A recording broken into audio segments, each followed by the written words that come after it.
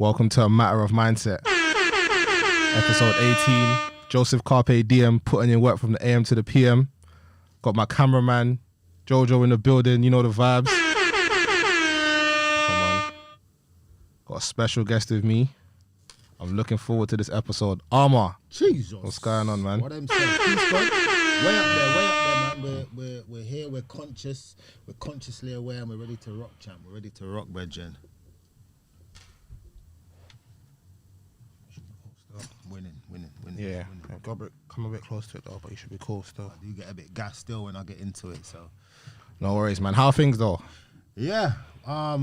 Boy, consciously aware, growing, stepping every day, blood, just to be better, man. And we just appreciate everything, you know, because to be here today, trust me, brethren, it's a miracle. Trust me, it's real. So man, just have to take every moment and just run with it and make the most of it. Now you see it. Yeah. I was even gonna ask, like, what are you grateful for? Bro, number one, I'm grateful for health, because you see with the health, brethren, we got ample opportunity. And then yeah, my family, man, my family car. If it weren't for my firstborn, it would be a massive. Armour wouldn't be here right now in front of you, sitting here, good to go, inspiring, giving strategies. You get me? Like, it wouldn't be that. So yeah, health and family. Yeah. Your story is a big inspiration still, because even outside of that, I feel like all of us can gain inspiration from each other. 100. But also, we have to look at ourselves as inspiration. So I think your story as well, which you're gonna obviously go into, just take inspiration from everywhere, innit? You have to, because actually we are all connected. Yeah. Actually, when you take down the layers or take off the layers, we're actually all connected. But there's a whole lot of mix-up, so to speak, and it's a whole lot of confusion. But yeah, no, for sure, we could each one teach one, innit, as they say. Yeah, definitely. Like, what inspires you to be a better person? Number one, well, okay, so you see, only you can count on you. You know, like that. Like, my kids will annoy me. My wife will annoy me. Like, certain friends I have will annoy me. You know, like that. So it's down to me. But aside from that, when I'm away from home and like my kids, man, you see your seed, that's the go ham for me. Obviously, I'll go ham for me because you rely on you. You count on you. Only you can do it for you, innit? Yeah. Like, if I don't believe in you, if you don't believe in you, how am I going to believe in you? You know, like that? Yeah. So you got to do it for you first of all. So I'm my own inspiration, blood. Like, you know, like that. Like, my battle is with me every day. So I sit down and I'll analyze and I'll be like, right, what did I do yesterday that weren't really cool? Be like, okay, so then tomorrow now I got to make sure I do ABC as opposed to rare tech. Do you get me? Yeah. So yeah, that's how it runs for me still. Yeah, that's the same with me as well. Like, I always look back. You At have the to. end of my day, You I have look to. back like, what did I do badly? Like, Yeah, man. so that's the way you can improve. Yeah, 1% for sure. improvement each day is all you need. For sure, Bridget. For sure. No, for sure. Yeah. What's something that's changed about you in the last few years? Blood. Jesus Christ. This question could be the whole show, to be fair. The biggest thing, so I've become idle. You have to tell me what that means. So in the West, they call it vegan. Okay. It's idle. Africa, Caribbean, it's idle, innit? So if you get a real yard man, so my dad's Jamaican, I'm African, but you know, my dad is like, my immediate is my dad, he's obviously from Jamaica. So if you get a real yard man, try know this. They ain't eating no chicken. A bird, right? A chicken has wings, yeah? And it can't fly, brethren. What on God's earth are we eating the chicken for?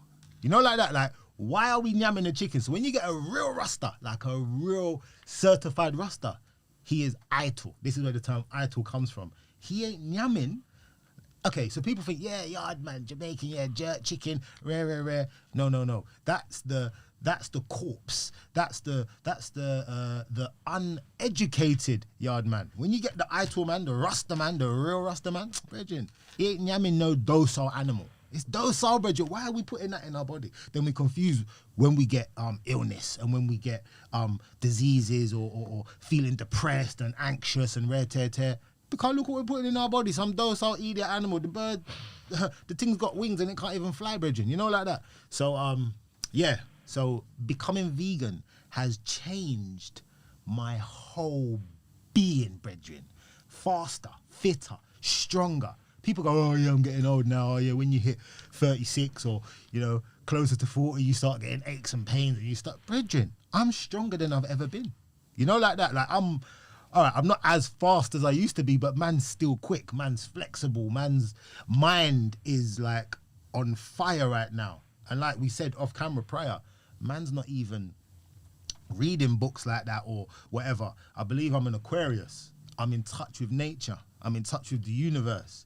We're in the age of Aquarius. In 2034, we will actually be in the age of Aquarius. We're coming out of Pisces, which we've been in for like 2,000 and something years. So I believe this has a big part to play in me becoming the best version of me today. You get it? Okay. But yeah, that's one of the big things for me still. What's the best piece of advice you've ever been given?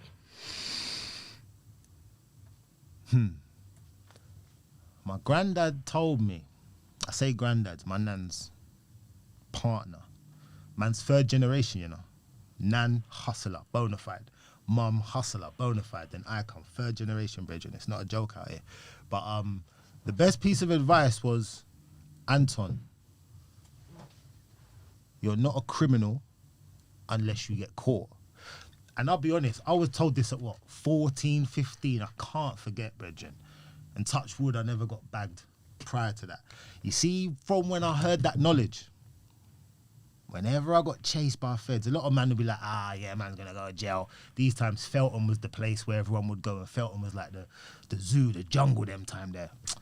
Blood, I would run hard from the feds. I would do my utmost to get away from the feds. I was determined not to get caught, just for I had that knowledge from my nan's partner, who also was a bona fide hustler, you know, like that, putting it nicely.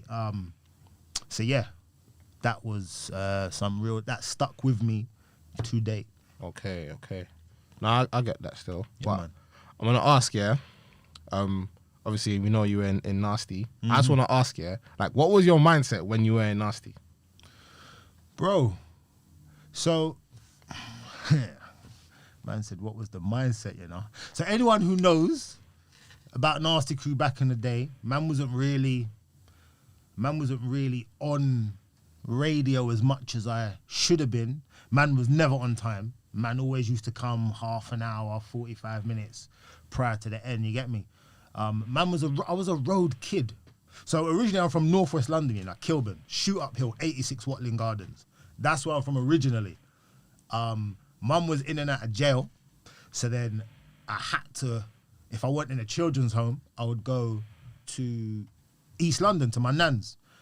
Now this worked out to be a blessing in disguise, trust me.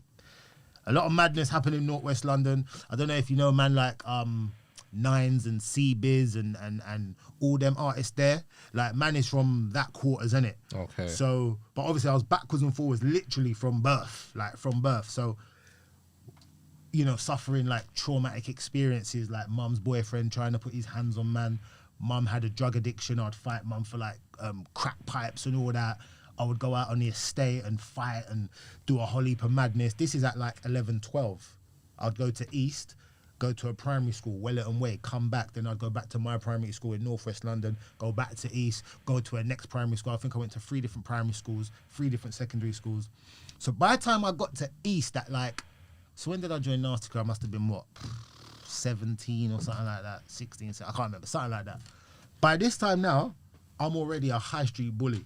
I've already been traumatized. Now with trauma, you get fight, flight, or freeze.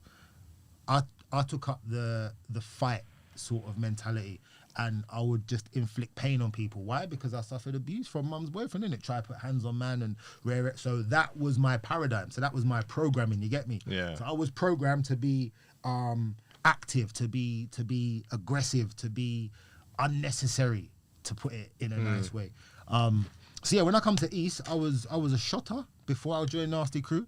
In school, I would sell cigarettes. Then after I sold cigarettes and I saw that went well, I was smoking weed and thought, well, right, if I'm smoking the weed, I'm going to sell the weed and make a money off the weed, no? So I started selling the weed. By the time I hit year 10, there were some top shotters who run Bow still to this day. They was like, yo, young gunner, come and work with man, rare. I was like, cool, this is exploitation, blood. And now I overstand the situation. Them time now, I'm thinking they're showing man mad love, you know, like that. So when I've joined Nasty Crew now, I'm already a shotter, blood. I'm turning up to radio. I've got my whip. I've got music. There was no money in Gram them time there, brethren. Like, man would get about £125 each. There's like 3 man, me, Storm, Sharky, and Marcus, 4 man. Yeah. So R.I.P. Storm, yeah, man, my brother. And if it weren't for Storm, I wouldn't have been in Nasty Crew. He used to come Bow regular and Link man, and yeah, man. So so my mindset joining Nasty was a negative mindset. I was an oppressor. So I'm chatting on the mic, talking about gunman, talking about shanking, talking about shotting food, degrading women, a whole lot of madness, doing a whole lot of madness actually also. But yet, I'm a young boy. There's no real models about. There's no role models about. So this was my paradigm. This was my programming. This is what frequency I was on. Yeah. I'm just oppressing my own people. Imagine that, oppressing my own people. But social media wasn't how it is today, them time there.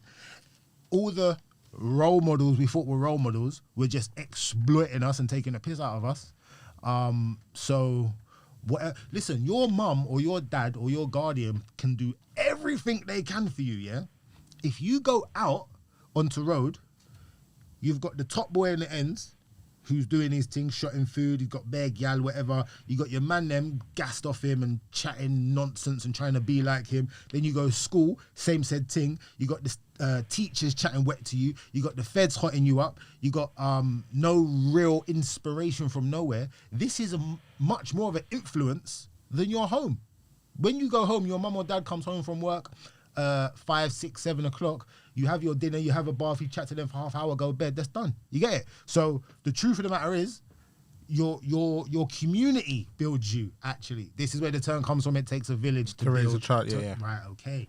And that's the truth. That's the truth, lad. And then you got institutional this, and it goes deep. It goes deep. Yeah. So my mindset was a bad man. Why? Because I was programmed from birth. My paradigm was set, and that's it. That's why I was a negative inspiration as opposed to a positive inspiration to the young champster. I got 2 questions here. Yeah, man. When did you realize that you had to make a change, and why? The why is important. Start with the why. We had a chat about this. Why didn't we? Yeah. I'll be honest. So it's very simple for me. I had my first daughter, my only daughter. I had my first child. That for me, blood. Let me tell you. I stopped smoking weed instantly. I stopped listening to 50 Cent. So them time there, when I was young, 50 Cent was my guy. Why? Because he come from, what part of America did he come from? Jamaica, Queens. Jamaica, Queens. But he was in 2 parts. And Truey's mum had a drug addiction and she was a bit of a shotter. My mum was a bona fide hustler. So you related to him? He went to live with his gran. I went to live with my gran. Do you get me? Like, it was like mad similar. And I was like, rah. So I used to fuck with a lot of his shit. And to be fair, do you know what? Slightly going off topic, he actually helped me, yeah? Because I remember when I met my now wife, yeah, prior to meeting her, or like the first or second time I would take her out, yeah, 50's got a bar. Can't remember what tune it is, but it says, I'm a liar, man. I really don't care. I tell a hoe whatever she want to hear. Them time now I'm thinking, do you know what? If 50's rocking them bars there, yeah, I'm going to tell her anything, innit? Because, yeah. And that I reckon helped me because she said even in the beginning, you was really like, you know, overly nice and rare. And 50 indirectly helped, man, slightly. But, sorry, yeah, so back to the question. What was the question again? When did you realize you had to make a change, and why? Right. So when I realized is when I had my daughter. Now some man I know go, yeah, man, I'm gonna go ham. man, I'm gonna go harder now. I got youths. But I think to myself later. But prior to having a youth, I thought, oh yeah, of course, innit? That's what you do. But when it touched me, that's why I say you. Like when it's you, that's when I want to hear your testimony and your thing. Don't talk off his thing or no. What's your thing? So when I had my daughter, blood, I was like, you know what? No way, man, stopping the weed instantly. Man, stop listening to rap music, seductive music. All of that instantly. Certain man would call my phone. I'll be like, oh, big man, man's not even on nothing again. It's best, man, just de-link the thing and just, yeah, cool, yeah? And that was when I had my first child. And then imagine, I was what, 24,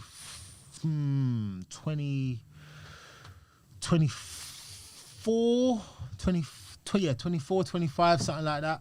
And that was enough for me. That's a life, blood. That's a life. I am now in charge of this life. And imagine, I was consciously aware of my lifestyle. So then I had this other life I had created. So I'm thinking, rah, how can I bring this lifestyle I lead onto this life that I've just brought into the world? Nah, later, that's a Maserati. And I was actively conscious of that. So I was just like, nah, do you know what? That's long and that's got to go. And that for me was part of me becoming the man who I am today. And next thing, when I moved to country, my now wife's sister, she was with a man, a yard man, and he was a bit of a shotter. He got deported. There was a Maserati. He got deported. That's right. Yeah, bro, trust me. He got deported, but he had a line in the country. She said to me, Anton, look, I know what you're on. Do you want this phone line? Me being me, I was like, God damn, yes. But this was just prior to the birth of my daughter, yeah? I was like, God damn, yes, 120. So now I'm thinking, right, who can I trust? Now, enough brethren of mine are dead. Enough men are doing long life stretches and all that. So I'm thinking, what kind of, I don't want to get any little you. Who can I trust? So I was like, you know what? Let me phone up my god brother. Now, he missed Michael. So I called him, I told him what I go on. He was like, yeah, fam, come on, family, man. We have to link up. We ain't linked up for years. I was like, cool. Boom. He kept missing my call. I kept missing his call. It was just very accidental, you know. Week or two passed, rare. My mum then called me and said, Anton, you never guess what happened to Ez? I said, what?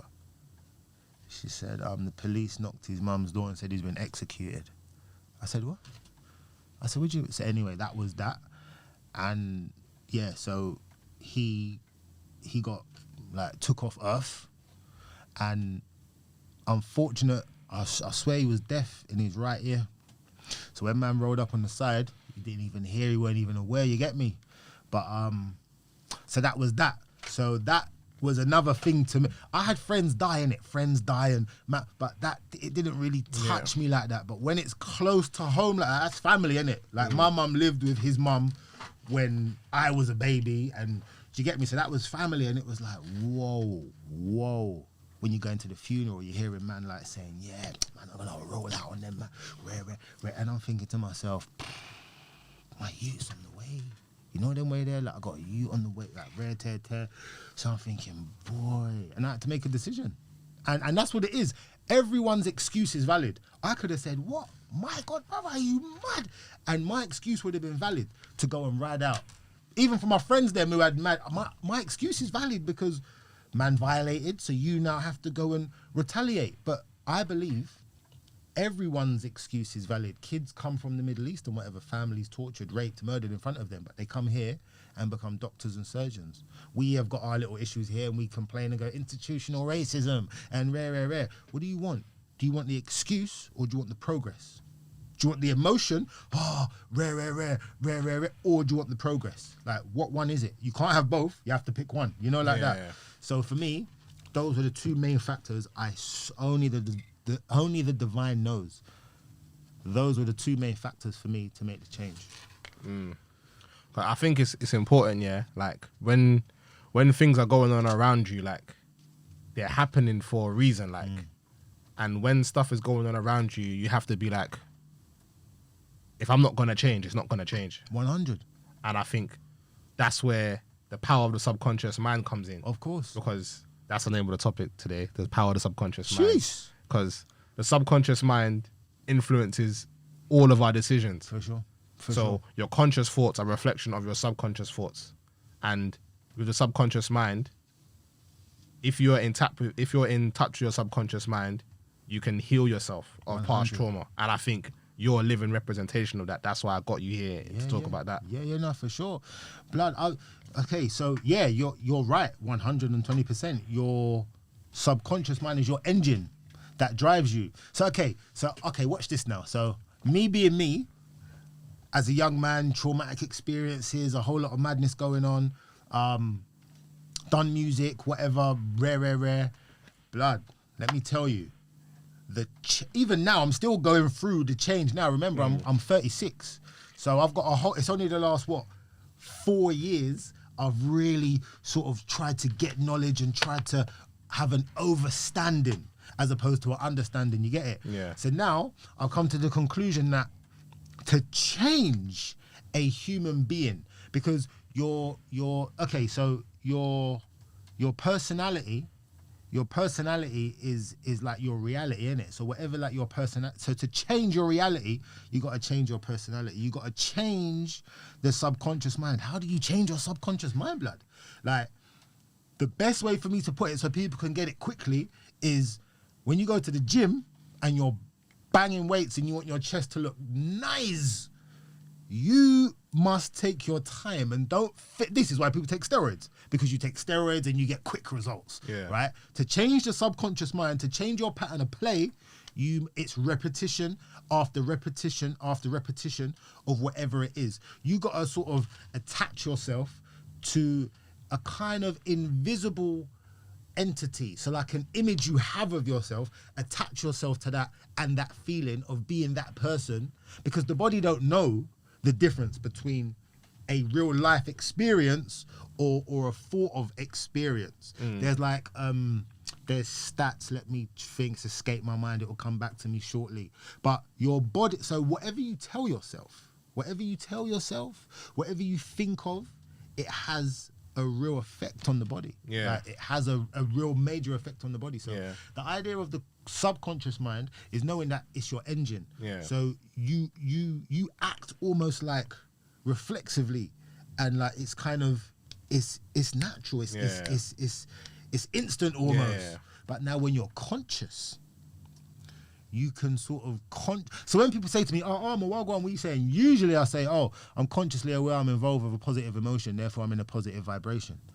Like, that's me being conscious, as opposed to saying, oh yeah, I'm fine, or I'm cool, or I'm okay. Because we poo-poo happiness. If you're healthy and you got change in your pocket and you got food in your freezer and you're going about your business, why are you not buzzing? Why are you not happy? Why are you not gas, blood?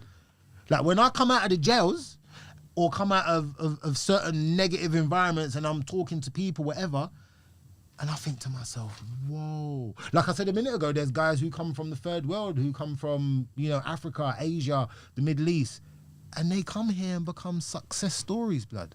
And we're moaning about our little, man, I ain't got my Roya, need to get a rollie, man want to get a new Mercs, or man need 10 bags, car, man. It's like, what, are we serious right now? Like, really? So, yeah, man, but that's the thing. That's the thing. You know, when I understood the power of your subconscious mind, I think I was just scrolling on Instagram and it said something like, train your mind and your body will follow. 100. So I had to say to myself, like, what do I believe about myself?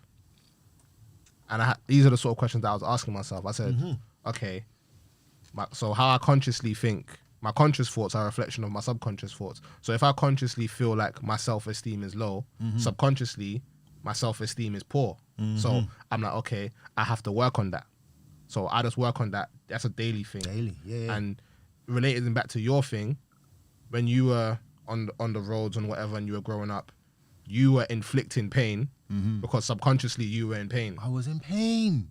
You know what I'm I was saying? in pain. Traumatic experiences, they last a lifetime. You have to sort of chip away gradually, bro. Chip away. And now I'm in control of my awareness. So I have my awareness, my consciousness, and I have my mind. My mind is a field of like everything, like sex, anger, joy, you know, work, play, rest, where every part of the mind has, like, imagine your mind being a football pitch and it's got 100 gazillion cones on it. That's all your all the areas where your consciousness will go. So when you go to a film and watch a film, the director is taking your consciousness and playing with your. So usually a film starts, right, and it's like crash bang wallop action. Like I remember Compton, Straight Outta Compton. As soon as that started, bam, man go in the yard, yeah, well, go on, blood, bam, doors kicked off, gunshot, bam, action. So now your consciousness, your awareness has gone to an area of the mind which is sort of like, oh, like it's like what's the word I'm looking for? Like the part of your mind that is gassed and you're like, oh my God, what's going on here? Yeah. And then it will go to a different part of the film where it sort of mellows out and he goes to jail and whatever. Then you go to like a calm area of the mind. Like your awareness will go to a calm area of the mind. And then there's something else that goes on and your awareness will go to another area. The constant movement of your awareness in the mind is mental. Every day we have people taking our awareness and moving it. We're allowing it. Like we allow things and people to. So if you get in control of your awareness, so if you meet someone, yeah, and you say to them, oh, and they go, oh, how are you, Joe? You cool? And you go, yeah, I'm fine. Now, if you engage with, yeah, I'm fine, how are you? They're then going to start opening up and taking your awareness all over the place. And they're going to start like talking about A, talking about B, If you just go, yeah, I'm good. And they go, oh, what are you up to today? Oh, I'm going studio or I'm going work, whatever. Oh, okay, cool. I'll see you later. Maybe so. Have a great day. Off you go. If you can be in control of your awareness, is what I'm trying to say, you will then be able to win in life 100 times better. So imagine now, I'm on the roads, and I'm doing the Maserati. Yeah, arms, wagwan, fam. Yeah, come. Let's do ABC. I'm just like, yo, fam, where are you? Yeah, can we roll that? Bam, we're going to lick someone down. I'm like, yeah, boom. Now, that's not even my drama, bruv. But because I'm on the road and I'm allowing my awareness to be pulled and whatever, I got myself nearly 25 years. Yeah. Imagine that. Yeah. And because you were in pain, you were so willing, you were ready, willing, and able to inflict that pain. And because I didn't recognize what real was. Because real is, okay, so real is not me going out and doing what I've done. Real is recognizing what is your current state of being, right? And now when I go to jails or whatever, schools or whatever, and I speak to youths and they tell me, yeah, I'm in detention or yeah, I'm doing a long bird or whatever. And they're like, I wish I didn't do it. Why did you do it then? The peer pressure. Because this one would have said that, or I felt like I had to do it to get these stripes or that stripe, or I owed him this, or I've done this, I've done that. But it's only when you sit down and recognize what real is. This is why meditation is good, because it gives you, or praying or whatever you follow, it gives you time to just reflect and sort of just like downtime. You get me? Yeah. But yeah, man. And I think when you're in tune with your subconscious mind, you don't seek the approval of other men, and I think a lot of that goes on when you're on the roads. 100%. Not even on the road, just in life. Like if your mind is just untrained, like you will subconsciously seek the validation and approval of other men and people. Of course. But you know what I think as well? I don't think people, because there's been a colossal amount of investment in hiding the truth. Oh, yeah. So I think if we knew the truth, especially melanated beings in general, I'm talking kind of more so here, but even to others as well, because I mean, the truth is the truth. Like if you really knew what we are descendants from, who we descend from, the first royals, the first, gods, energy. Some people, it's like, they're happy to just run with whatever history they have. Some people are happy to dive deep a little bit and to get into it and find out the truth. You get it? You know, I hear you. You know what it is though? I think people don't really, because people have been fed so much information, they don't know the difference between what is true and what is narrative. Like they can't, like the narrative has, there's a meaning behind the narrative, but the truth has no bias. per se. For sure. No, I hear you. And do you know what as well? I think because we have so much options now, so now people go, oh, the rappers them are doing rare, or, you know, the influencers, you know, the people with a big platform. And are they really to blame for what's going on? I mean, they're giving a person millions with no education is suicide. Like, you're giving these young rappers today, allowing them to be millionaires, rich, young gunners. That's suicide, blood. Imagine giving a young, uneducated being millions. That's right off. That's right off. And this is what I think. So now when you have the influencers now, because look at back in the day, like, I'm talking like years and years and years ago, like Muhammad and Jesus, you know, those eras when those men were about. Look what they was on and how they was, you know, the leaders. I'm not religious, by the way. I'm just using that as an example. Look what they was on and look how they was vibrating and look what frequency they was on. Now, moving forward to 2021, look at our leaders today. So if we go to the top, you've got like your Beyoncés, your Cardi B's, your Jay-Z's, you know, your Rick Ross here. You got all these, but there's so many artists now. I'm way off. I'm way off. And then let's go to our back garden, the UK. You have, you know, you got Stormzy, you got Skepta, you got Dizzy Rascal, you got Nines, you got C-Biz, you got like so many men who are making it. Fredo, he's killing the game. Yeah. Like, you got so many influencers now who are from traumatic past, yeah. So it's not like, you know, they're good. No, they're from the grime, like they're from the sheet. But it's like, what, like, are these people to blame for what's going on, like with all of this madness? I wouldn't say they're to blame.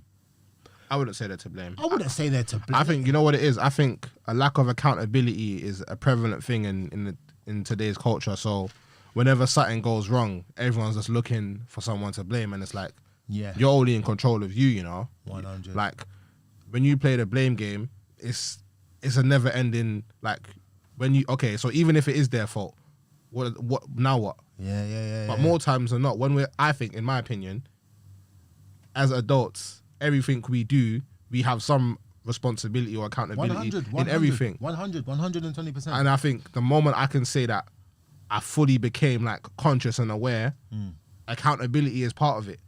Accountability was part of it. I'm like, listen, if I want to walk in my truth and be the best version of myself, I'm gonna have to be accountable for me. Yeah. I'm not accountable for anyone else. Yeah. So For sure. And people don't really understand that. And because talking about the lack of accountability as well, people always want people to fight their battles for them and take their sides and think. I'm like, listen, your battle is not mine to fight. You have your own internal battles to deal with. I can't feel what you feel. For sure. Even twins, you know, they can't feel it. But saying that though, with the music thing, now if we was busy to get knowledge as opposed to getting the Cali or the Ami or whatever Peng weed or whatever Ray nephew rum or whatever strip club, if we was busy to know Wagwan, we would know that rhythm and vocals are the perfect exercise for the soul. So now when the music is played, okay, check this. What parts of the brain was it? I'm going to give you the story anyway because it's a real thing. Have you noticed, in a dance, the man can be saying anything on the tune. Slut drop this or do that and calling her a B and rare and ho this and ho that. And the woman's dancing, you know, calm, yeah? Calm. Try go to the bar when she's at the bar and drop them lines my man said. Like, try and chat to her like, hey, you know what, babes? Wait, slut drop for me, innit, or whatever. At the but just randomly trying to draw a gal. You know what? It's curtains for you. You know you're not. Imagine. But this is it the right side of the brain? So the music and something, blood. Do you know what? Because this is so deep and it touched me so bad, usually I don't talk of something I'm not 120 about, but I know this for a fact. It's the right side of the brain. It shuts down as a part of the right side of the brain. So now when the music is playing and rare tear, there's no conscious faculty in that area. Yeah. As opposed to when you're at the bar and it's calm and you're now fully conscious and that part of the brain is fired up, wired up. But blood, imagine the exercise for the soul is lyrics and music. The music and the lyrics together, perfect exercise for the soul. Why do you think the youths them are 24/7 or people? We love music. Why do you love music? So, tell me one person you know who don't like music. Everyone loves music. Why is this?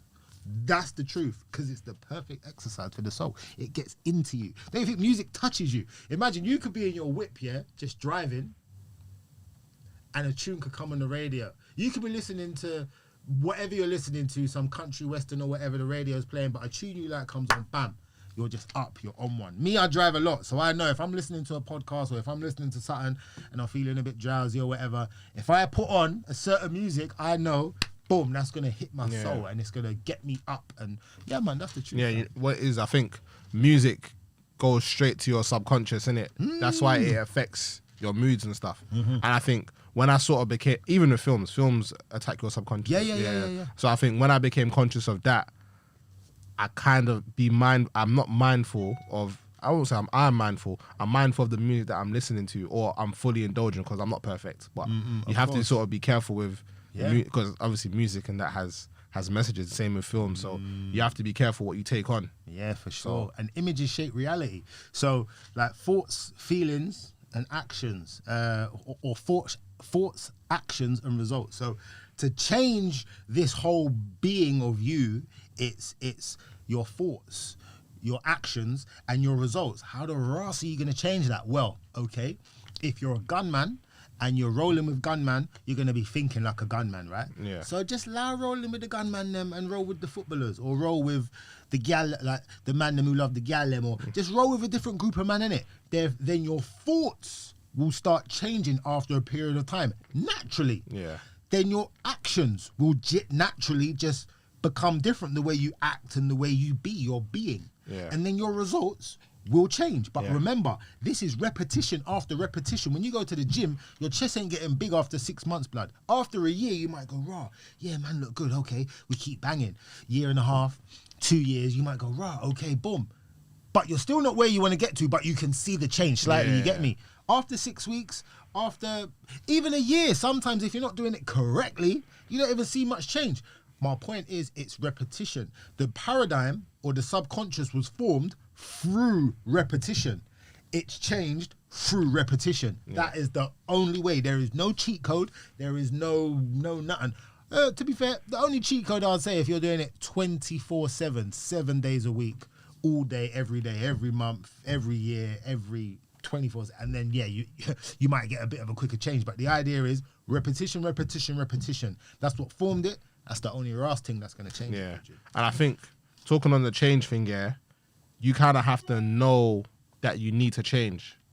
Because when we're going through stuff in life or whatever, it's like, you know you need to change. Subconsciously, you know you need to change, but when you've been doing a certain thing for a certain time or whatever, you build up an attachment in it. Of course. And I think letting go of the attachment is the difficult part. Yeah. Because when you explained it, it's very pragmatic and it's very easy to understand. Yeah. But when there's emotions and there's Action. attachments, Yeah. that makes it difficult. So I think when we're explaining, like, people always, when you give people, like, when you put people on game, people always say it's easier said than done.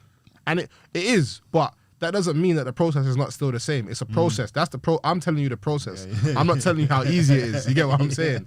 So, like, when we're telling people stuff, like, it's not an overnight fix. Nothing is an overnight fix. Everything is a process. But I'm explaining it to you because that's it. That's what it is. That's literally what it is. That's what exactly. it is. And also, I find what I had to deal with in blood, I had no choice. Man had to be comfortable being uncomfortable.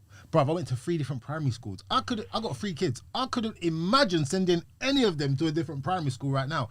That is the most uncomfortable feeling for them, like, ever right now for a young kid. So anyway, I went to 3 different primary schools, 3 different secondary schools. In fact, they kicked me out of my second secondary school in my 4th year and sent me to Wolverhampton Forest College. And man, come out of there also. So you have to be comfortable being uncomfortable. And that is when I think you win. from East London to North West London, back to East London. Man even lived on Peckham Grove Estate for about 6-7 months, and Denmark Hill. So yeah, it's kind of, be comfortable being uncomfortable and know yourself and be conscious. When you're conscious, yeah, and you go, right, yeah, I'm going to make more money. Right, I'm going to get a new job, or I'm going to make more money, or whatever. And you go and get a new job, you're making the same money. Of course you're going to make the same money. You're not going to go and get a new job and make more money because you've just only gone and got a new job. You need to not change your job. You need to change something inside. This is your subconscious. This is your being. We are human beings, Like, we need to change the being, the subconscious, the programming inside of us to therefore propel and get what we deserve. Everything actually starts with you. Like, and again, like, on my journey in life, like, I'm thinking, you know what, like we always want to, like, to show our power sometimes, yeah, when you don't really understand power. You always want to change people, like, if this person was this person, if I could make this person act in this way, then I'll be better. And it's like, no, the way in which you change is be the change in which you want to see.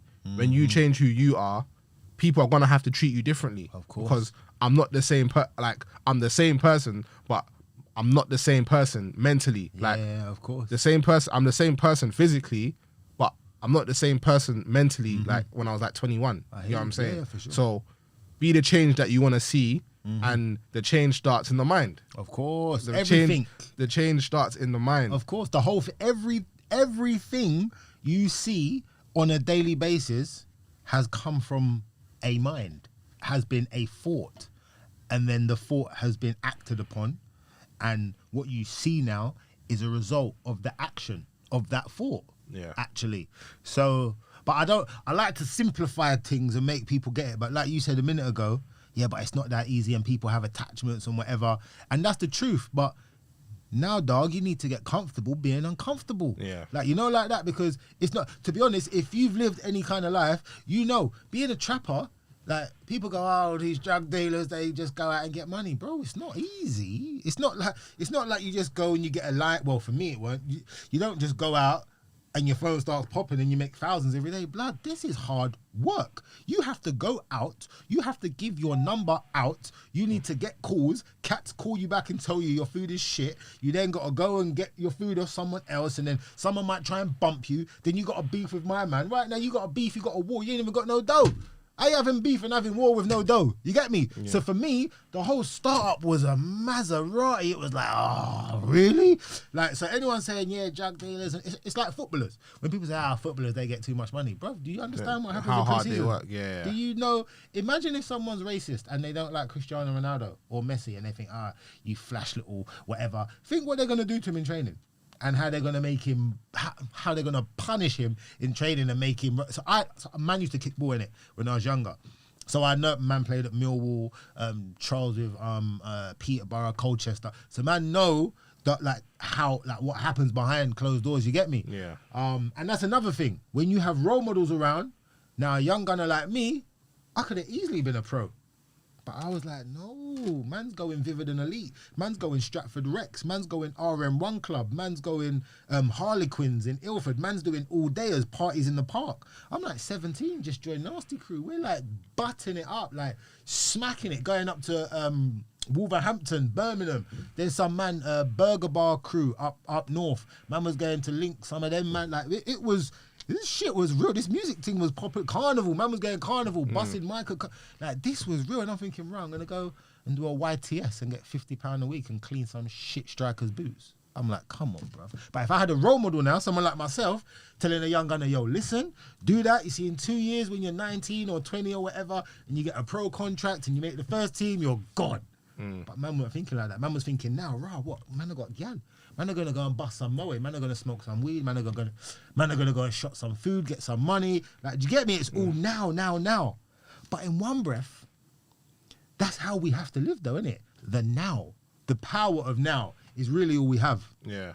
When you think about it, but if you had a role model sort of giving you the guidance and letting you know what kind of now is now and what now is not necessary and what now is necessary, then we wouldn't. But truth is, blood, it's a learning curve, isn't it? And if I didn't go through what I went through, I wouldn't be here today inspiring young gunners in the jailhouse, inspiring young gunners in the schools, in the colleges and all that. You get it? Can I ask you? Yeah. Obviously, I don't really know your background like that, but did you grow up with a father?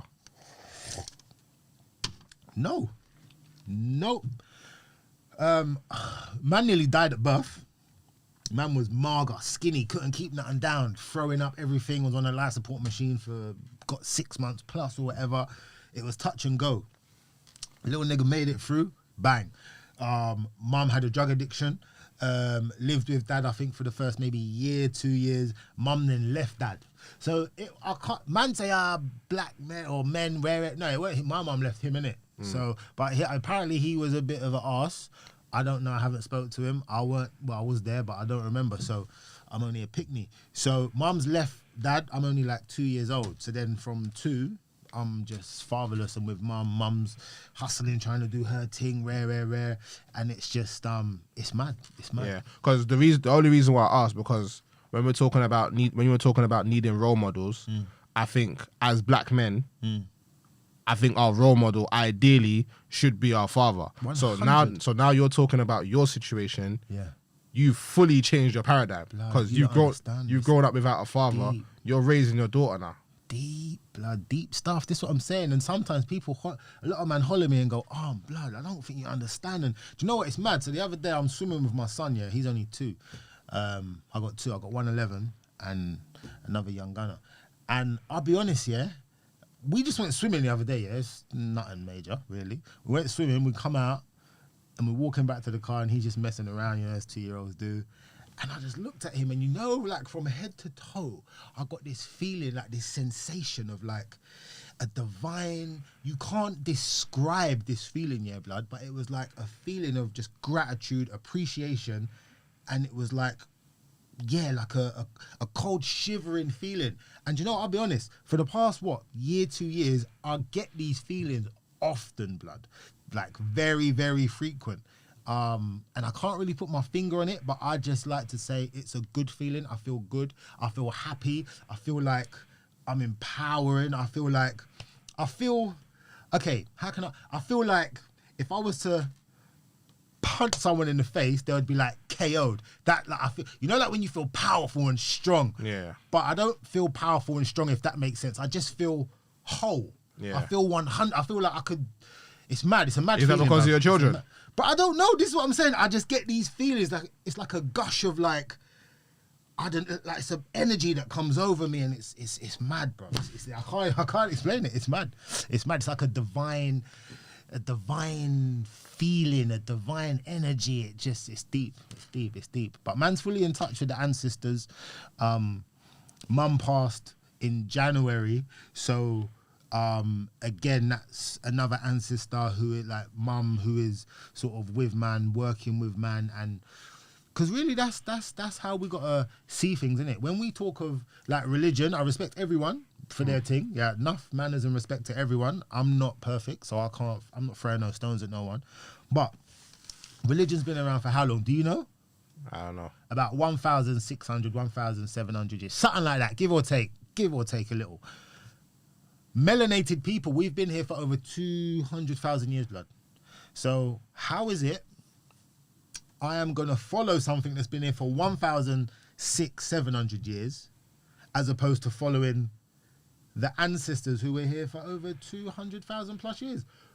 Before religion, we was doing astronomy. We was doing nature. We was down with the sky, the stars. We knew Wagwan. How the Ras Clot are we building pyramids, dog? Like, how are we? And pyramids are just a bait thing that everyone knows. Oh yeah, the pyramids. Like, we was doing a lot. Religion comes along and says, "Oh, come and join this religious group, or come and join this religious group." We say, "No, man, we're down with nature. We're doing astronomy. We're doing, we're down with nature. We're astronomists. We're okay, bam, shackles and chains, and now this is the whole slave thing, and power and all of this stuff." But how did it even get there? I like to say melanated people are melanated people's own worst problem. People like to call on the Caucasian man or the Asian man or this man or that man to solve their problems. What happened to the accountability? Remember what we spoke about earlier? You said we are not taking it. Like, where's our? Because if we would, they're educating kids now, letting kids know the first person on the planet was a melanated person, was a black person. I don't even like to say black because actually black has the term lack in it, and we're not black. Because actually, really, in the beginning, why would if us man here are the only people on the planet, why are we going to call ourselves black? What is black? There's no need for the term black, is there? It gets very political.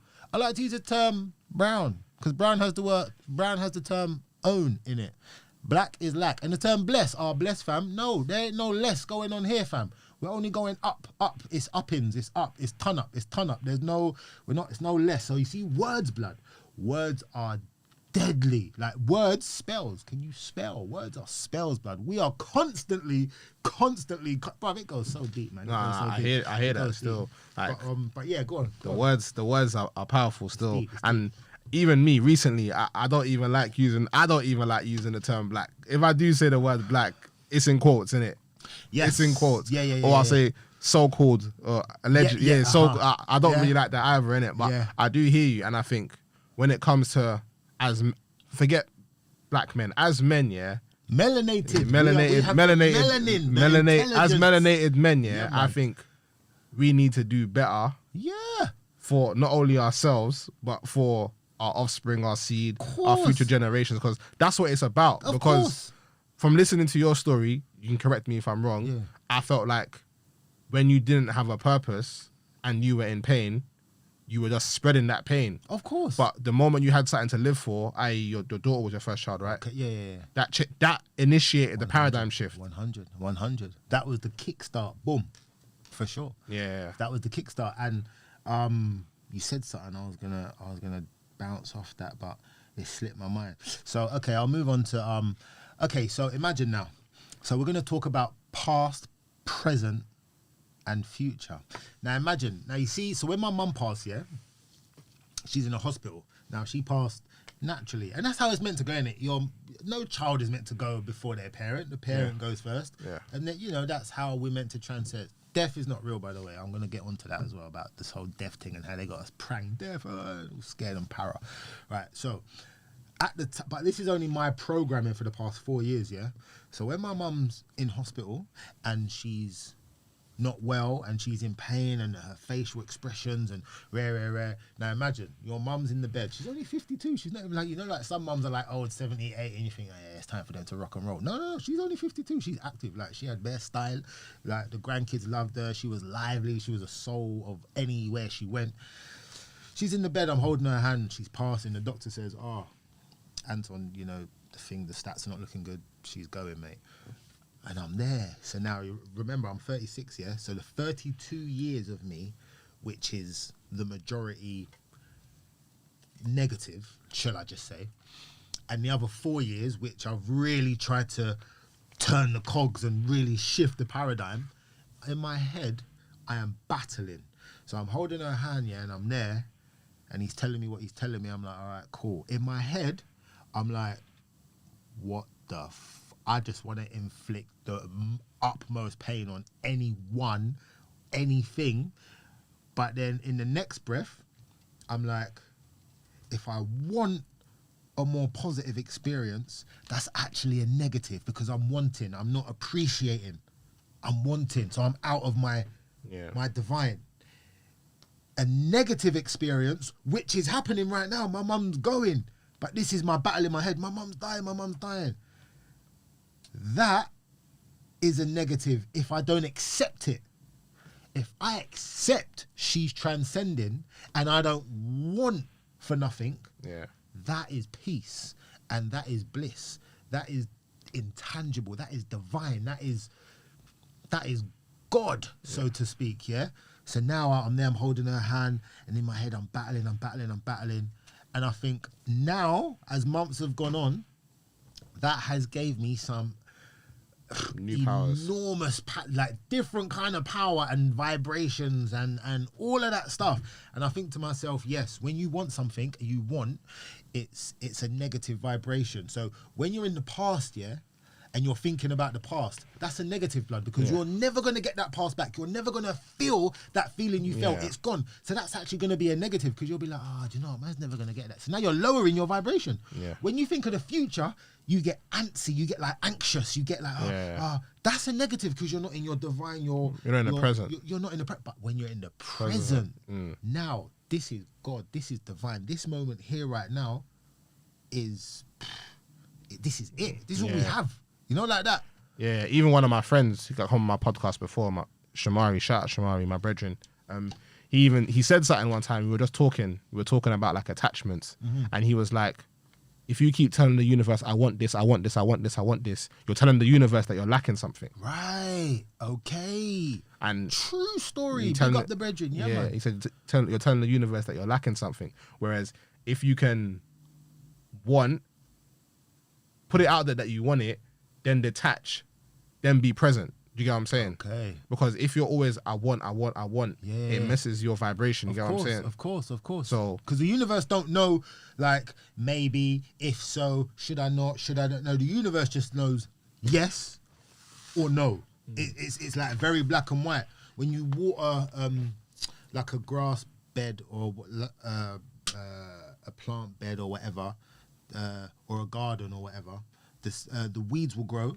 The grass will grow, everything will grow, right? Yeah. Because the energy has so it's the same sort of thing. Energy has no kind of, like, it don't discriminate. It's yes or it's no. It's just like that, man. Yeah, man. But yeah, bro. Like, you see the mind, like when I realized that the issue with me all this time is maybe in my mind, I said, listen, I'm never blaming anyone for anything again, and I'm changing everything. Like, everything has to change, and yeah, man. Like, I initiate the change. Like, I don't wait. Like, I wanted everything around me to change, and it's like, hold on. If I want something to change, I'll just change it. Right. Okay.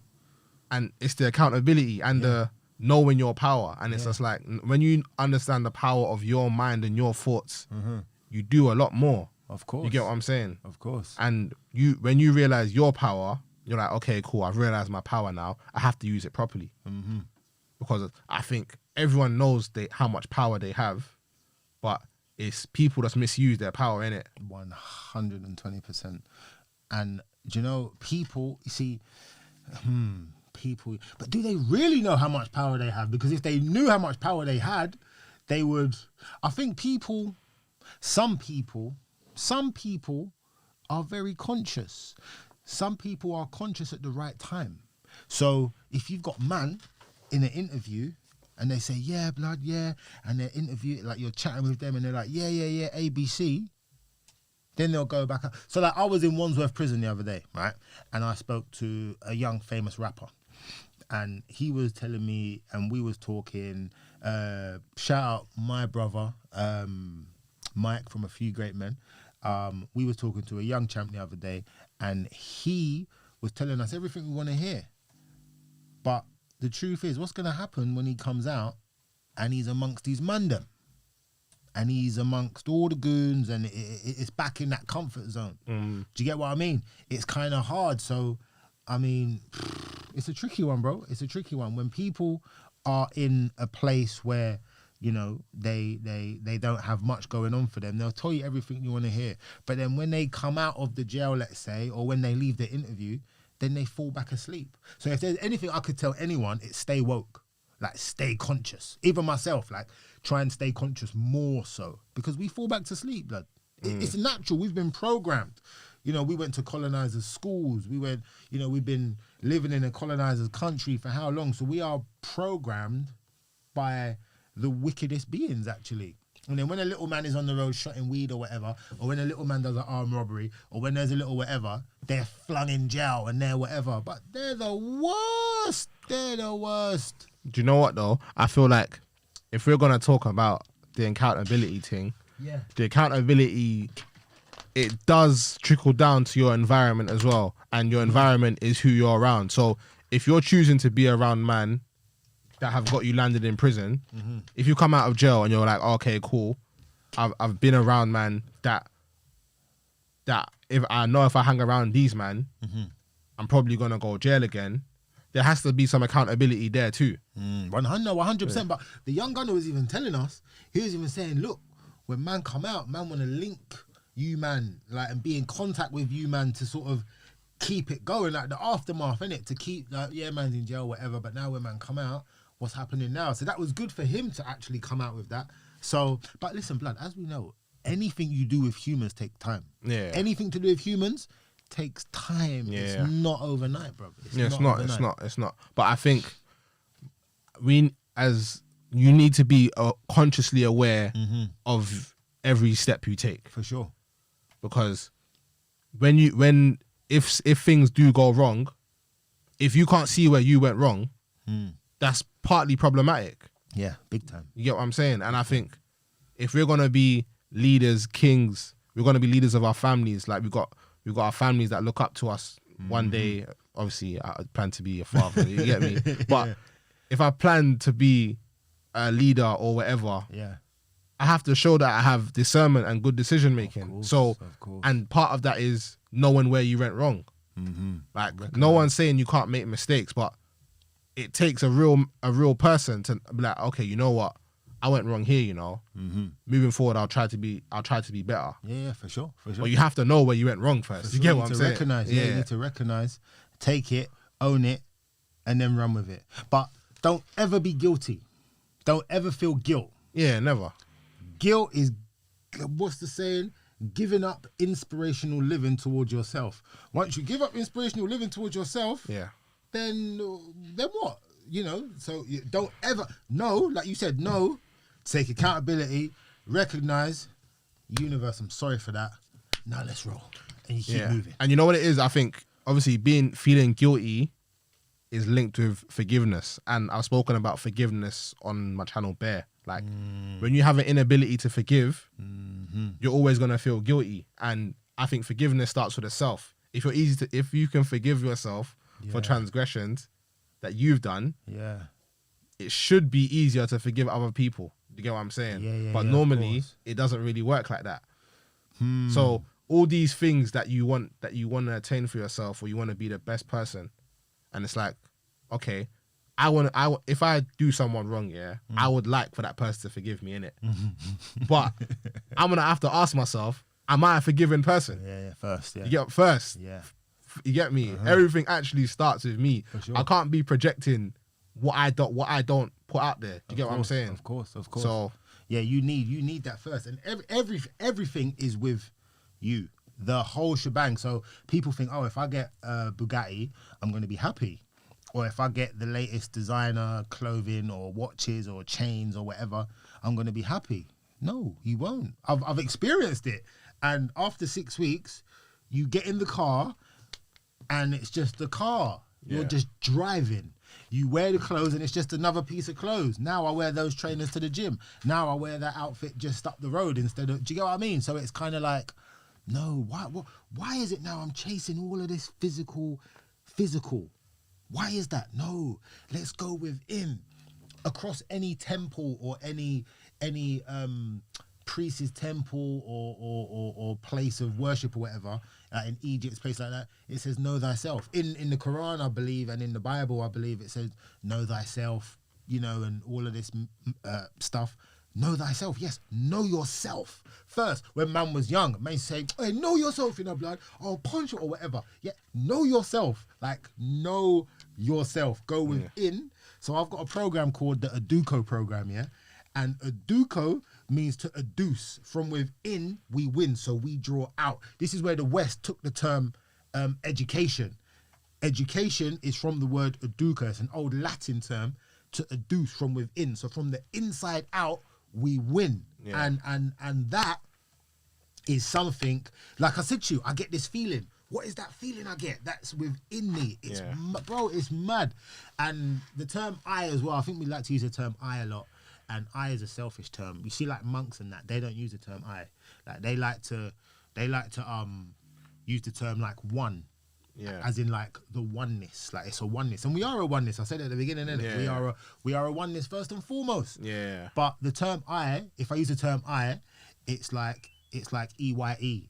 Like the I, because the I is my first eye. They call it the third eye. It's not your third eye, it's your first eye. Like, this is the eye which was visible. So this is the eye that's visible to you when you look into your future. So tomorrow when you see yourself going to the gym or going to work or going wherever, you can actively see that. You can see yourself tomorrow going to do whatever you've got to do tomorrow. But these two eyes are looking at me right now. These two eyes you're looking at me with can't see that. Yeah. So what eye is it that can see tomorrow? The eyes on your face, or on your face, whatever, project the images that you have in your head. So when they say thoughts become things, like your eyes just project what's inside your mind. So what you see is what you visualize. Like what you see is from what you visualize, innit? And I think, I don't know, like... All right, so watch it then. So now you can hear yourself say armor without any sound traveling. So what sound was that, number one, that said armor, and what ears was that received the sound that said armor? Imagine that. So you can actually see, hear, but With your mind. But what is that? What is it? Your mind, yes, and your, or you could say your soul. Some say your imagination, but imagination is a Western term for soul. Actually, imagination is a Western term for soul. So I believe that when these ears and the body goes into the grave or cremation or whatever people choose to do, It's just your soul left. you still have that eye, you still have the ear, you still have that sound, that voice. That is your being, because we're human beings, innit? We're not human beings, like we're human beings. We're forever being. We are a being, and like I said in the beginning, blood, there's been a colossal amount of an investment of money pumped into society to hide the truth. Hide that. Don't let that out, brethren. If that comes out, your head's coming off. That must stay locked up, shut away, dash with a key, and all these things. That's the truth, blood. And then the whole fear thing, false evidence appearing real. Yeah. Like fear. Why are you scared? What? Fear. This is how I think they've got a lot of people, especially with certain religions potentially. Like I believe, like a lot of men I've spoke to are like, no, I fear what I fear because it's rare. And to be fair, blood, I'm an Aquarius, brethren. We're rebellious. I mean, me being me, I like to ask questions anyway. If you say to me, yeah, this happened, I say, yeah, but how did that get there? You say that, but I'm like, yeah, but how did that? And I like to get to the root of things. Like, I like to get to the root, the nook and cranny, and see wagwan. So, I believe fear has got us on some... And if death is not real, if we can still see and hear and, like, without the physical body, then why are we afraid of this thing called death? Why are we scared of it? In fact, when you're born, you're captive. You're now in the hospital. You now need to get a birth certificate. You now need to answer to your mum and dad. You need to answer to the law. You need to answer to institutions. You need to answer to doctors, to police, like it's like instantly you come out and you're born. You gotta go nursery, infant school, secondary school, college, university. Like you're just like you're captive. It feels like you're captive, right? When you transcend, you're free. Malcolm X's Martin Luther King's headstone. Free at last, thank God I'm free at last. What does that mean? What does that mean when you get into it? And then Malcolm X has got one. What was his one as well? His one was along the same lines of that as well. So it's like, raw, if them man are talking like that, what does that really mean? Like, because we're only here part-time in the physical, innit? Like in this physical, you're here for what, 60, It's temporary, 70? This is rented, brethren. Like this is just, you get me? So I like to just think I do the most I can here in this physical form, and then hopefully what I do here is enough to take me on my merry way. And some people believe in reincarnation and whatnot. Like, you know, do you come back? Do you not come back? Some people say actually what you do now determines how you come back. So whatever, so if you're a guy who's seeking knowledge and a guy so then when you come back, you will be certified in whatever it is you was doing prior. But if you're a bomber hole and you're doing whatever, then yeah, it's real talk, blood. It's real. It's real All talk. right, cool. We're gonna wrap up here, but I got one last question. I'm gonna leave you. Yeah. How do you want to be remembered? As one who wanted to make change for the better. That's it. One who wanted to make change for the better. Because right now we're in a sticky situation, and yeah, it's political. It's political. So yeah, man, change. One who wanted change for the better. That's sick, man. That's sick. Yeah, man. A Matter of Mindset, episode 18 with Armour. Come on. Wow.